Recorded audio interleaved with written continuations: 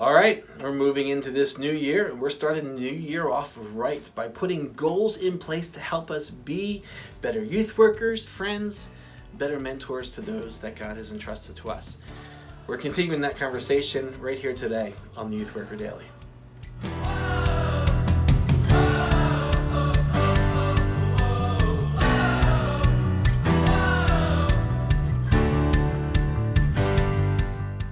Hey everybody, welcome back to Youth Worker Daily. My name is Jay Hyam, and here at Youth Worker Daily, it is our hope to encourage youth workers like you with tools, tips, resources, and helps so that you thrive in your ministry. I hope 2020 has started off well for you. I know as I get ready to meet with students again, God has been doing a lot of things in our ministry, and I'm super excited for the new year to come, and it's just been really, really awesome. And so I hope your new season, your new year is up and running and that things are going well.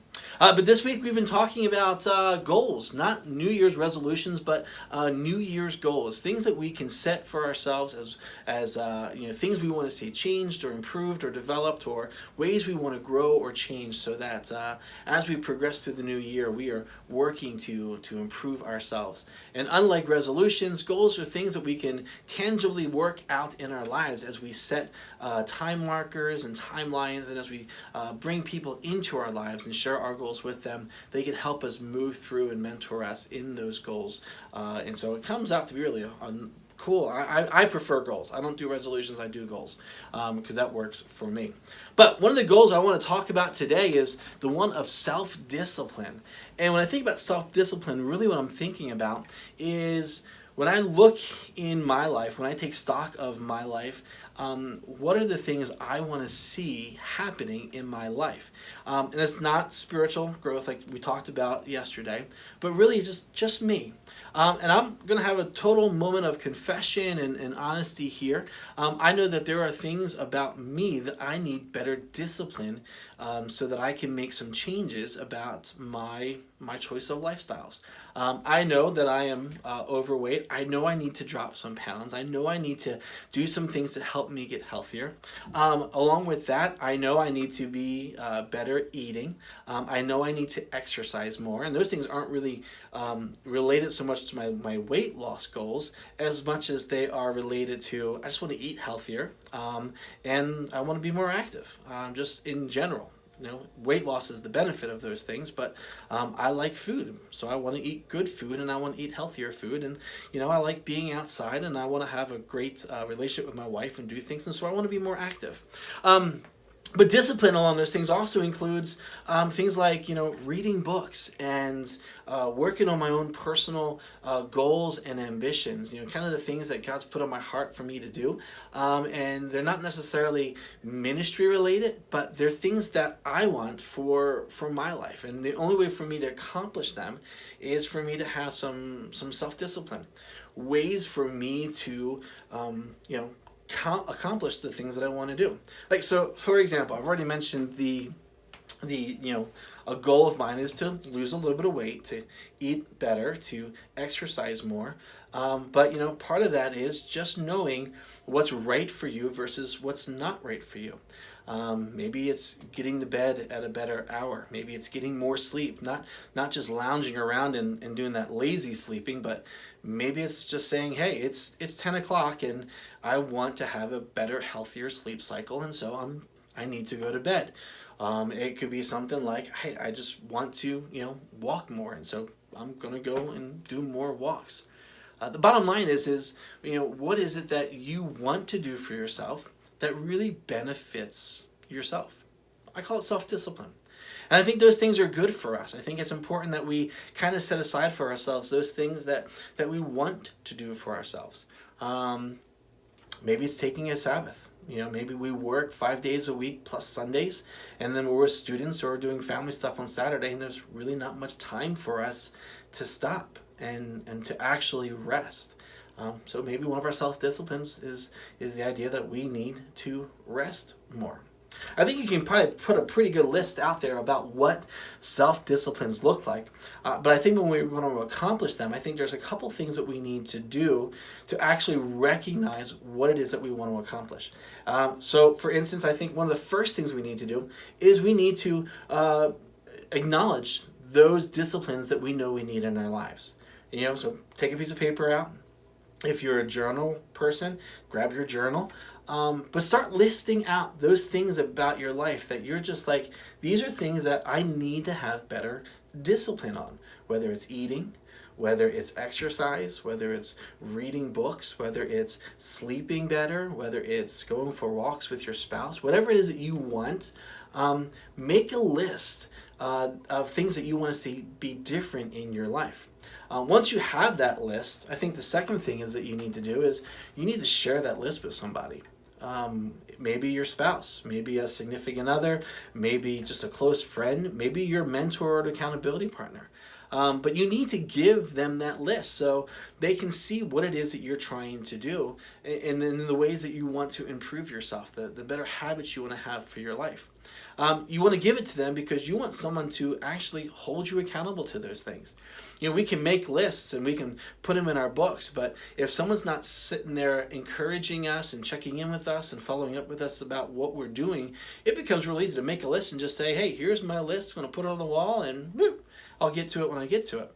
But when you bring someone else into that and they're willing to be that person who stands in the gap for you, then now you've got your list, but you've got someone that is helping you accomplish the things that you want to do. What are the benefits? The benefits are huge. We are supposed to be people who are constantly improving ourselves. One of the lines from Doug Fields that I keep very close to my ministry is leaders are learners. We are to be continually improving ourselves and working towards becoming better people. And I think taking time to work on ourselves is a huge thing. It's a great benefit. I also think for us in the role that we are as youth workers, I think we sometimes owe it to our students to kind of show them an example of what it looks like to have self-discipline. And I think that's important because in a world and in a culture where our students are so used to quick status, to quick gratification, it's hard for them to see the long-term effects of having good discipline. I'm going to take a huge risk here, but I know that there are times when there are students that they get all caught up in whatever the new thing is. And let's say the new iPhone, okay? Because the new iPhone X and the iPhone, was it 10X or 11X Pro and the 11X, the new iPhones, they're out. They're fantastic. They're incredible. The things they do, not much different than some of the other iPhones, but hey, I'll give it to the Apple. The cameras are fantastic, but they're new. But those things are running $1,100, $1,200 if you buy them outright. Now, I think good discipline is not dropping $1,100 for a device if you don't really need that device. But we live in a world where we see the new and the flashy and the better, and we'll go and get it. Doesn't matter what the cost is. We want it, we gotta have it, we gotta have it now. So I think for when it comes to like the example we want to place before our students is to not get ourselves caught up in those type of lifestyle decisions. That's good self-discipline. Maybe you want to wait a little while. Not saying don't buy it. I have no problems if you buy it. Take Dave Ramsey's practices and save up for it. Pay for it in cash. You can do that. Thumbs up to you. Great job. But don't make the mistake of just going and getting something and then finding yourself in a place where you are regretting it because, maybe it wasn't the right thing to do. iPhones, set aside whatever it is, I think we owe it to our students to show them what self-discipline looks like, especially in the world that we live in. So what do you think? Self-discipline, what does that look like for you? Have you even considered that before? It's something that as I was making my list here, I'm like, I need to do better this year at just taking care of myself, having better discipline in my life to do some of these things that I want to do. So I'd love to hear from you. Do you practice self-discipline? And if you do, what are those areas that you are focusing on this year as areas that you want to improve? What things have you done in the past to help you develop good discipline? I'd love to hear those things. And if you're someone who is in desperate need of that type of help, leave a comment below. Hey, let's figure this out together, and maybe we can hold each other accountable for some of the things that we want to see happen this year. Guys, as always, make sure you're following us on social media. You can follow us at Youth Worker Daily. That is YTH Worker Daily. And as always, hey, come see us on the website. See what's new, what's improved, and maybe get some free resources or something while you're there. Guys, thanks so much for watching. We'll be back tomorrow with another episode of the Youth Worker Daily that he intended for us to actually have. So leave your comments below. Love to hear from you this week about this. Hey, what tools, practices, or principles do you use to help keep your spiritual life in check? Love to hear those things, and I'd love to share them with other youth workers. As always, guys, make sure you're following us on social media. You'll find us at Youth Worker Daily. That is YTH Worker Daily. Facebook, Instagram, and Twitter. Love to have a conversation with you in those areas. And be sure to be checking out the Youth Worker Daily website at youthworkerdaily.com. Guys, we got more of this to talk about. We'll do that tomorrow. Thanks for watching Youth Worker Daily.